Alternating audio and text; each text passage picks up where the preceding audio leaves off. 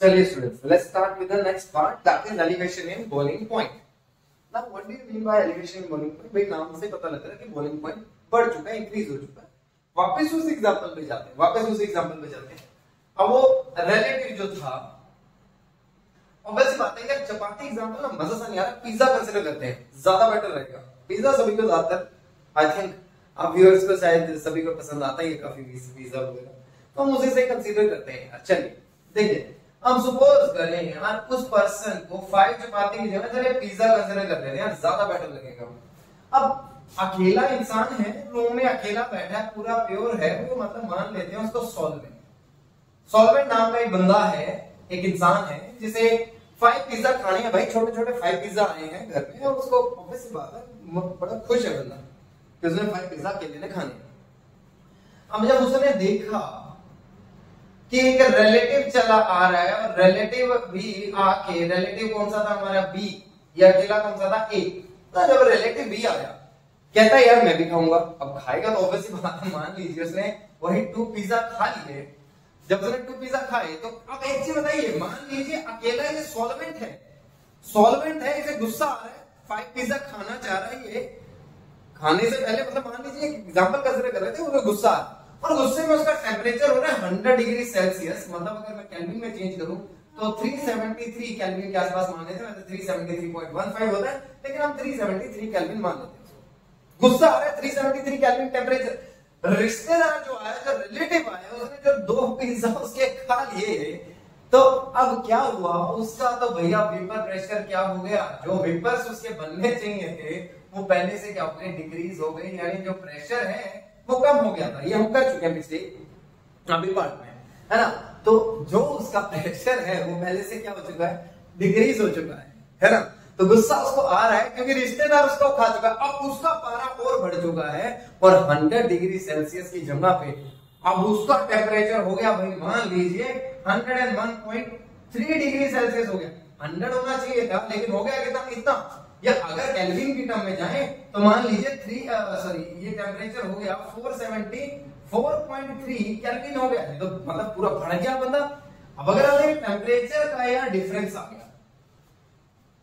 Temperature का difference आ गया, देखिए इसको एक एग्जांपल से कंसीडर करते हैं। अब मान लीजिए ए क्या है, सॉल्वेंट है, सॉल्वेंट आपका क्या है, वाटर। जो सॉल्वेंट है वो आपका क्या है, वाटर। सॉल्वेंट अगर आपका वाटर है और वाटर कितने पे बॉईल कर रहा है, 100 डिग्री सेल्सियस पे, और आपने इसके अंदर नमक डाल दिया, इसके अंदर NaCl डाल दिया, कॉमन सॉल्ट ऐड कर दिया, तो उसकी वजह से वेपर प्रेशर जो हो गया वो कम हो गया बेचारे का। अभी किया ना, मान लीजिए 5 आना चाहिए था, वेपर प्रेशर कितना रह गया सिर्फ बेचारे का 3। प्रेशर कितना रह चुका उसमें, सिर्फ 3, क्योंकि उसको 3 पिज्जा को हम एटमॉस्फेयर प्रेशर मान ले तो उसको खाने को सिर्फ 3 पिज्जा मिले, उसका पारा हाई हो चुका है। जैसे उसमें नमक डाला हमने, NaCl को ऐड किया, तो ऑटोमेटिकली अब जो सॉल्यूशन प्रिपेयर हुआ उस सॉल्यूशन का जो बॉइलिंग पॉइंट आया वो पहले से बढ़ चुका था हमारी एक्सपेक्टेशन से। कितना बढ़ चुका है, 101.3 डिग्री सेल्सियस हो चुका है, यानी बढ़ चुका है ऑलरेडी। सॉल्ट को ऐड करने से देखिए वो कुछ भी सकता है, मैं जस्ट कंसीडरिंग एन एग्जांपल, ठीक है, क्योंकि वो डिपेंड करता है मौत के ऊपर। तो मेरे ख्याल से सभी को क्लियर हुआ, यानी जो चीज 100 पे बॉईल कर रही थी वो अपने आप ही टेम्परेचर बगैर कुछ करेगी, नमक डालने की वजह से या सॉल्यूट डालने की वजह से वो टेम्परेचर 101.3 डिग्री सेल्सियस पर पहुंच गया, यानी जितना हमने एक्सपेक्ट किया था उससे बियॉन्ड जा चुका है ना। तो इंक्रीज हो गया है। अब ये जो इंक्रीज हुआ है बेटा, ये जो इंक्रीज हो गया, that increase in called as elevation in boiling point. Elevation in boiling point. देखिए जो घर में मदर है आपके, सिस्टर हैं, जो दादी हैं, या जो घर में कुक हैं, या जो खाना बनाते हैं, they are the very intelligent person. वो अर्थ पे सबसे ज्यादा इंटेलिजेंट पर्सन है। देखिए कभी भी जब वो खाना बनता है ना, तो खाना बनाने से जैसे वो स्टार्ट करते हैं ना, एक तो वो चीज क्या यूज करेंगे, प्रेशर कुकर। सबसे पहले क्या यूज करेंगे, वो प्रेशर कुकर, ठीक है, प्रेशर कुकर वहां पे। अब ये जो वो यूज करते हैं, और दूसरा वो खाने में पहले क्या डाल लेते हैं, मतलब कि बॉईल करने से पहले दे स्टार्ट एडिंग NaCl, नमक पहले डाल के बैठ जाते हैं। ऐसा करने से क्या, देखिए जो टेम्परेचर ऑटोमेटिकली 100 पे बॉईल करनी थी चीज, अब वो क्या है, नमक का सॉरी वाटर जो है 100 डिग्री सेल्सियस पे बॉईल करना था, लेकिन कम हीट पे ही वो 100 डिग्री सेल्सियस पे पहुंच जाएगा ड्यू टू NaCl। और दूसरा उसके ऊपर प्रेशर लगा रहे, तो कुकिंग क्या होगी, जो कुकिंग का प्रोसेस हो फास्ट हो जाएगा। अभी इसको एक्सप्लेन करता हूं, देखिए ध्यान से। तो एलिवेशन एंड बॉइलिंग पॉइंट इसको हम बोलते हैं, ये जो चेंज आया हमारे पास में, इसको ग्राफिकली भी आप थोड़ा समझने की कोशिश करते हैं। ग्राफ भी बड़ा इंपॉर्टेंट है इसका, इसको ग्राफिकली भी थोड़ा सा देखते हैं हम लोग कि कैसे ये चीज होने लगी। देखिए मान लीजिए आप सभी जानते हो कि भाई ये कंसीडर कर लेते हैं इधर हम लोग टेम्परेचर, और इधर कंसीडर कर लेते हैं हम लोग वेपर प्रेशर। देखिए आप सभी जानते हो कि मान लीजिए एक सॉल्वेंट है, सिर्फ पानी है, ये इसकी कर्व जा रही है, this is the curve of solvent. ये कर्व जो है बेटा वो किस चीज की है, सॉल्वेंट की ये कर्व है। अब मैंने क्या किया कि सॉल्वेंट के अंदर मैंने NaCl डाल दिया, NaCl ऐड कर दिया। 5 पिज्जा वाला प्रेशर है, मैंने NaCl ऐड कर दिया, रिश्तेदार आ गया, वेपर प्रेशर हो गया कम। वेपर प्रेशर क्या हो गया, कम। और जैसे वेपर प्रेशर कम हुआ, मैं इसको भी कर्व को अगर एक्स्ट्रा प्लॉट करूं तो somehow it appears like this. देखिए कुछ ऐसी है, इस तरह से अपीयर होगी जैसे मैंने अभी बनाई है। यानी जो ग्रीन कर्व थी वो किसकी थी, सॉल्वेंट की, और जो रेड कर्व आई वो किस चीज की आई बेटा, दैट इज ऑफ सॉल्यूशन। जो ग्रीन कर्व थी वो किसकी थी, सॉल्वेंट की, और जो रेड कर्व आई वो किस चीज की आई है, सॉल्यूशन की कर्व आ गई हमारे पास में। लेकिन एक चीज पे ध्यान शायद नहीं गया, यहां पे दो टेम्परेचर्स का गैप आ गया। There is the gap between the two temperature, दो टेम्परेचर्स के बीच में गैप आ गया। अगर ये 373 केल्विन पे था तो ये आपका कितना, सॉरी मैंने यहाँ पे बेटा 101 को 4 लिख दिया, तो ये कितना बन गया आपका 374.3 केल्विन। ये कितना बन चुका है, 374.3 केल्विन बन गया। तो दोनों के बीच में एक गैप क्रिएट हो गया। सॉरी यहाँ पे मैंने गलती से लिख दिया था, वो बाय मिस्टेक करी, मैं ध्यान दिया। तो यहां पे देखिए गैप क्रिएट हो गया, और ये जो गैप क्रिएट हुआ ये वही चीज है, क्या है, डेल्टा टीबी। क्या चीज आ गई, ये डेल्टा टीबी। यानी अल्टीमेटली अगर मैं देखूं तो हर तरह से एक ही चीज घूम फिर के आ रही है कि भाई जब कभी भी मैं प्योर सॉल्वेंट के अंदर कोई भी सॉल्यूट ऐड करूंगा नॉन वोलेटाइल, तो ऑब्वियस सी बात है वहां पे वेपर प्रेशर क्या होगा, डिक्रीज ही होगा। तो यानी एक चीज तो कंफर्म होगी। एक और चीज आप लोगों को जाननी है कि जो बॉइलिंग पॉइंट होता है ना, it is inversely proportional to vapour pressure. It is inversely proportional to vapour pressure. यानी जब भी वेपर प्रेशर कम होगा बॉइलिंग पॉइंट ऑटोमेटिकली राइज कर जाएगा। जैसे जैसे वेपर प्रेशर कम होगा वैसे वैसे क्या होगा, बॉइलिंग पॉइंट राइज कर जाएगा, बॉइलिंग पॉइंट बेटा इंक्रीज कर जाएगा। अब अगर हम देखें यहाँ पे इसी चीज को, इसी कंसेप्ट को हम लोग यूटिलाइज करते हैं, अलग कुछ नहीं करेंगे हम लोग। इसी कंसेप्ट को अगर यूटिलाइज करें तो वही चीज हो रही है। मेरे पास सिर्फ NaCl है, मेरे पास सिर्फ वाटर है, और वाटर का बॉइलिंग पॉइंट कितना है, 100 डिग्री सेल्सियस। लेकिन जब मैंने इसमें नमक ऐड किया तो वेपर प्रेशर कम होने की वजह से बॉइलिंग पॉइंट उसका बढ़ गया, यानी वही चीज फिर लग गई। यानी एक चीज तो कंफर्म हो गई कि जो डेल्टा टीबी है क्या है, डेल्टा टीबी है आपका boiling point of solution minus boiling point of solvent. Boiling point of solvent ज्यादातर केसेस में वाटर मिलेगा 100 है, वहां पे 100 डिग्री सेल्सियस ही मिलेगा ज्यादातर केसेस। लेकिन अब ये जो डेल्टा टीबी है ये भी एक फैक्टर के ऊपर डिपेंड करता है। ये जो डेल्टा टीबी है, that delta TB is directly proportional to beta जी मोलैलिटी। ये जो डेल्टा टीबी है it is directly proportional to molality. यानी कि जितनी मोलैलिटी मैं बढ़ाऊंगा, अब ये मोलैलिटी क्या चीज है, कुछ व्यूअर्स के लिए हो सकता है मोलैलिटी एक नई टर्म हो, है ना, वो तो पता भी होगा। जिनको नहीं पता देखिए इसमें कोई शाइनेस वाली बात नहीं है। देखिए मोलैलिटी का सिंबल होता है स्मॉल m, और इसको हम कैसे कैलकुलेट करते हैं, नंबर ऑफ मोल्स अपॉन में वॉल्यूम ऑफ सॉल्वेंट। ये ध्यान रखना बस, सॉल्वेंट होता है अपॉन में, सॉरी वॉल्यूम नहीं आएगा, weight of solvent, sorry weight of solvent. और वेट ऑफ सॉल्वेंट किसमें आना चाहिए, केजी के अंदर। वेट ऑफ सॉल्वेंट आपका इसमें आना चाहिए केजी के अंदर, दैट इज द मोलैलिटी। तो जितनी मोलैलिटी होगी, देखिए नंबर ऑफ मोल्स किसके हैं यहाँ पे, सॉल्यूट के, और यहाँ क्या है, वेट किसका है, सॉल्वेंट का, है ना। तो यानी नंबर ऑफ मोल्स पे फिर से डायरेक्टली डिपेंड कर रही है। किसी भी तरीके से। मान लीजिए किसी में मैंने 3 मोल्स ऐड करे NaCl के और किसी के अंदर मैंने 4 मोल ऐड किए NaCl के, तो 4 मोल वाले के केस में जो जो एलिवेशन है वो ज्यादा मिलेगा हम लोग को। देखिए अब इसी चीज को कंटिन्यू करते हैं। Delta Tb is equal to small m molality. If you wish to remove proportionality sign you have to put a constant. क्या लगाना पड़ेगा? कांस्टेंट। कांस्टेंट क्या आ गया आपका? Kb इनटू में क्या आ गया? मोलैलिटी। Kb इनटू में क्या आ गया बेटा हमारे पास में? मोलैलिटी। मोलैलिटी का सिंबल क्या होता है? Small m। तो जैसे ही मोल, अब अगर मैं Kb ना, what do you mean by Kb? एक नई टर्म आ गई आपके पास में, इसे बोलते हैं molar elevation constant. Okay students, इसको हम लोग क्या नाम देते हैं? Molar elevation constant. Molar elevation constant. और सेकंड नेम इसका एक और होता है, that is also called as ebullioscopic constant. अरे जो स्कूल्स हैं, जो सीबीएसई बोर्ड है, एक तो बार इसमें डेफिनेशन भी पूछ चुका ऑलरेडी कि यार ये इब्यूलोस्कोपिक कांस्टेंट की डिफाइन डेफिनेशन क्या है, इसको डिफाइन करो।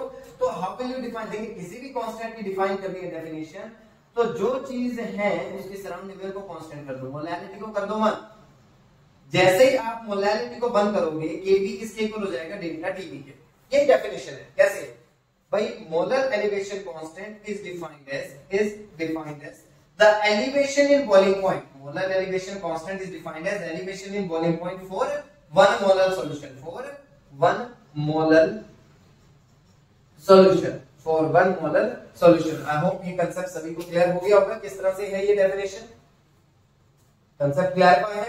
चलिए अब मैं इरेज करता हूं सारा कुछ, बिकॉज़ आगे वाले पार्ट पे हम मूव करते हैं। इसको प्रूफ करना है कि that it's a colligative property. हम लोगों ने ये भी चीज प्रूफ करनी है कि ये क्या है? एक कॉलिगेटिव प्रॉपर्टी है। देखिए ध्यान से, बहुत ध्यान से समझिएगा। अब यहां से जो हमारे पास में फॉर्मूला आ गया, delta Tb is equal to Kb into, that is the formula. Delta Tb is equal to Kb into m का मतलब यहां क्या है? मोलैलिटी। देखिए मोलैलिटी के फॉर्मूले को एक्सपेंड करते हैं पहले यहां पे। Delta Tb is equal to Kb is equal to number of moles of solute. B means हम बार बार रिश्तेदार को मान रहे हैं, रिश्तेदार हमारा क्या है? सॉल्यूट। और A को हम लोग बार बार क्या मान रहे हैं? सॉल्वेंट। सॉल्वेंट क्या है? हम खुद। ठीक है, तो Kb इनटू में NB। NB का मतलब क्या है? Number of moles of solute. Upon में क्या आएगा? Weight of solvent. सॉल्वेंट हमारा क्या है? A, और वो क्या है? H। तो यहां पे अगर आप देखें तो डेल्टा Tb, अब देखा जाए तो Kb ये एक कांस्टेंट है और वेट भी क्या रहेगा? कांस्टेंट, क्योंकि मैं 5 किलो 4 किलो जितना भी पानी लूंगा वो कांस्टेंट क्वांटिटी है, यानी ये कांस्टेंट है। अगर ये दोनों कांस्टेंट है यानी directly depends upon number of moles. Hence prove कि डेल्टा Tb जो elevation boiling point is a colligative property. इससे ये प्रूव हुआ कि ये क्या है? एक कॉलिगेटिव प्रॉपर्टी है। लेकिन इसका यूज क्या है? क्यों हम इसको कर रहे हैं? क्यों एलिवेशन बॉइलिंग पॉइंट प्रॉपर्टी को हम लोग करने लग रहे हैं? इसका बेसिक जो यूज हमारे पास में आ जाता है, वो बेसिक यूज ये है कि we are calculating molecular mass. हम लोग इससे मॉलिक्यूलर मास कैलकुलेट कर रहे हैं। किसका? वही अननोन सब्सटेंस का, वही अननोन रिश्तेदार का जो हमारे घर में आया, उसका मॉलिक्यूलर मास हम लोगों ने कैलकुलेट करना है। वो मॉलिक्यूलर मास कैसे कैलकुलेट करते हैं? Let's go to the formula. देखिए तो delta Tb is equal to Kb।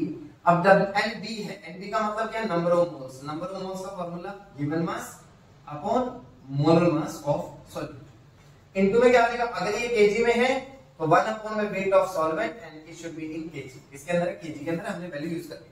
लेकिन रेयरली है कि आप लोगों को क्वेश्चन को किलोग्राम के टर्म में देंगे, तो जनरली आपने क्या यूज कर लेना? 1000 यूज कर लेना डायरेक्टली, ताकि वो ग्राम्स में दिया हो तो आप कैलकुलेट कर सकें। तो आप देखिए यहाँ MB की वैल्यू फिर से आ गई।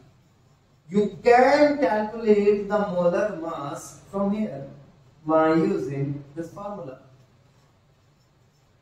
अब यहां से डायरेक्टली मोलर मास को कैलकुलेट कर सकते हो। देखिए तो यानी जो अननोन सब्सटेंस हमारे पास था, उस अननोन सब्सटेंस का मॉलिक्यूलर मास भी मैं कैलकुलेट इजीली कर सकता हूं by using this formula.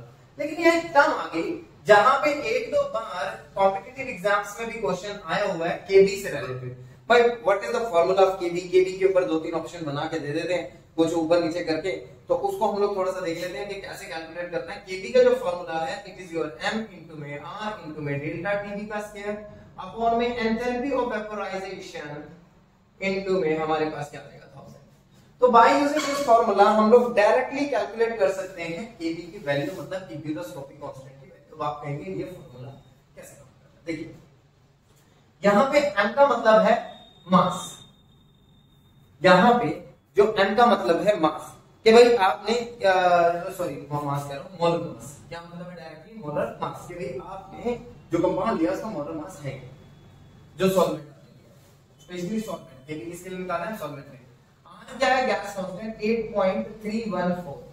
Are sorry मैं पहले लिख देता हूं, आर क्या चीज है, एक gas constant, it is your gas constant. क्या चीज है ये, गैस कांस्टेंट। आर क्या है, एक गैस कांस्टेंट है जिसकी जो हम लोग यूनिट्स देखते हैं, तो हम लोग जनरली यूनिट्स किसमें देखते हैं, जो जूल्स के अंदर, जूल केल्विन इनवर्स, मोल के अंदर इनवर्स के अंदर हम लोग इस तरह से इसकी यूनिट्स कर लेते हैं। डेल्टा टीबी का मतलब क्या है, बॉइलिंग पॉइंट। बॉइलिंग पॉइंट किसका बेटा, सॉल्वेंट का। लेकिन ज्यादातर क्वेश्चंस में वाटर भी रहता है, मैं बात बोल रहा हूं तो 100 डिग्री सेल्सियस। और यहां पे क्या है आपके पास में, enthalpy of vaporisation, enthalpy of vaporisation, vaporisation. So by using these formulas you can directly calculate the value of Kb, जो कि आपसे कोई से पूछनी नहीं है, बस इस फॉर्मूले को ध्यान रखना, ठीक है, बस इस फॉर्मूले को ध्यान रखना। दूसरा एक चीज यहां से देख लेना कि यूनिट्स क्या आने वाली है Kb की। देखिए Kb की जो यूनिट्स आएंगे उसको यहीं से देख लेते हैं, delta Tb is equal to Kb into a n, this is the formula.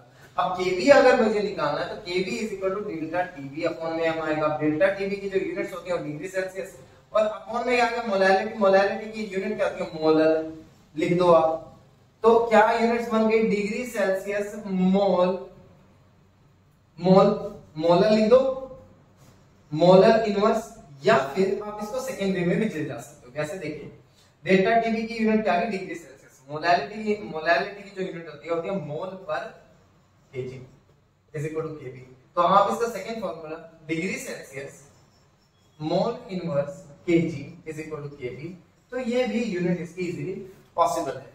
I hope आप सभी को एलिवेशन में बॉइलिंग पॉइंट जो है टॉपिक वो अच्छे से क्लियर हो गया होगा।